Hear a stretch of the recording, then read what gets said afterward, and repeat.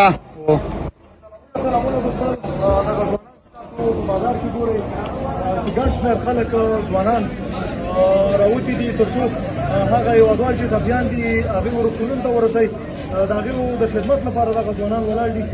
نو موږ راووتلو دا چې د کابل د مرکزي ادارې نه دا غوښتنه ده چې د کونړ ولایت چې په دې وګل دره کې په ډېرو درو کې ګڼ شمېر شهیدان لرو، ټپیان لرو. پیغام دا دی چې زر تر زره د کابل اداره باید د کونړ په دې وګل دره کې په مزار دره کې زموږ ګڼ شمېر هېوادوال زلزلې شهیدان کړه.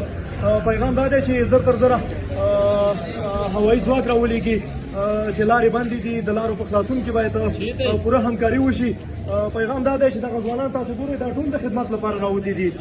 موږ انشاءالله ولاړ یو دا چې د زلزلې ټکانونه هم زیات دي نو موږ هم راغلي تر څو د دغه خلکو خدمت وکړو.